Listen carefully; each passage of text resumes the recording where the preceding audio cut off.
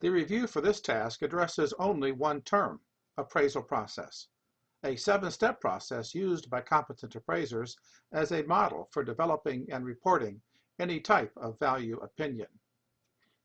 Understanding the appraisal process is essential to the personal property appraiser. You are being introduced to the appraisal process here in Lesson 1, but we will also discuss the appraisal process in greater detail later on in Lesson 7. The 7 steps of the appraisal process are divided into 2 distinct types of activities. The first type involves the 6 steps of the appraisal development phase of the assignment. The second involves the 1-step appraisal reporting phase. As you will learn later, USPAP's Standard 7 establishes requirements for the first 6 steps of the appraisal development phase, and Standard 8 establishes requirements for the appraisal reporting phase. Let's review the 6 appraisal development phase activities first. In Step 1, the appraiser identifies the appraisal problem.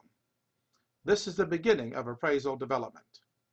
To identify the appraisal problem, the appraiser must identify the client and other intended users, identify the intended use of the appraisal, identify the type and definition of value to be used, and develop an opinion of exposure time, if exposure time is a component of the value definition.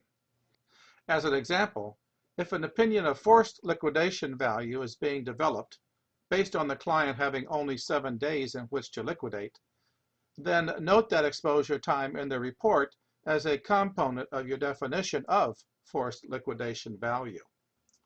In identifying the appraisal problem, the appraiser must also identify the effective date of the appraisal and must identify the subject property and its value-relevant characteristics, including the ownership interest being appraised as well as any known liens or encumbrances. With the exception of identifying the subject property and its relevant property characteristics, which are normally obtained through inspection of the property itself, all of the other above information is obtained through communication with the client.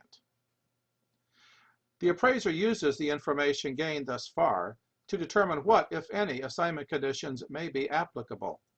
As you may recall, assignment conditions might include extraordinary assumptions, hypothetical conditions, limiting conditions, and jurisdictional exceptions. In Step 2 of the development process, the appraiser uses the information gathered thus far to determine the scope of work that will be required to develop credible assignment results. Based on the scope of work, the appraiser completes the appraisal development process in Steps 3 through 6. In Step 3, analyze the property's use, since viable alternative uses could result in differing values. Define and analyze the appropriate market that is consistent with the type and definition of value being used. Analyze the relevant economic conditions that exist as of the effective date of the appraisal, including market acceptability of the subject property, as well as its supply, demand, and scarcity or rarity. In Step 4, the appraiser collects and analyzes market data, considers all 3 approaches to value, the cost approach, the sales comparison approach, or the income approach, and decides which approaches apply and which do not. Disclose in the report those approaches that were used and those that were discarded. For those that were not used, you must explain why they were not used. In Step 5, if developing a type of market value, such as fair market value or early liquidation value, the appraiser must analyze current listings for the subject property, agreements to sell, or prior sales. This step can be skipped if not developing a type of market value, such as would be the case if you were developing replacement value or forced liquidation value, neither of which are a type of market value. Step 6 is the last step in the appraisal development phase.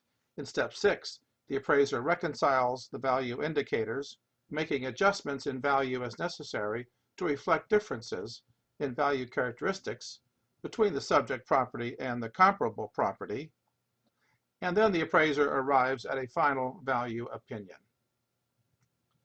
The preceding 6 steps of the appraisal process addressed the appraisal development phase. Step 7 is the last component of the appraisal process and addresses the appraisal reporting phase. In Step 7, the appraiser reports his opinions and conclusions, making use of the information that was obtained during the 6 steps of the appraisal development phase. The report must be credible and not misleading. It should contain enough information to allow the client and all other intended users to understand the report, including how the opinions were developed, the basis for those opinions, any assignment conditions encountered, and any relevant disclaimers or terms of use of the report. So, the appraisal process is comprised of 7 logical steps which cover the development of the appraisal as well as the reporting of the assignment results.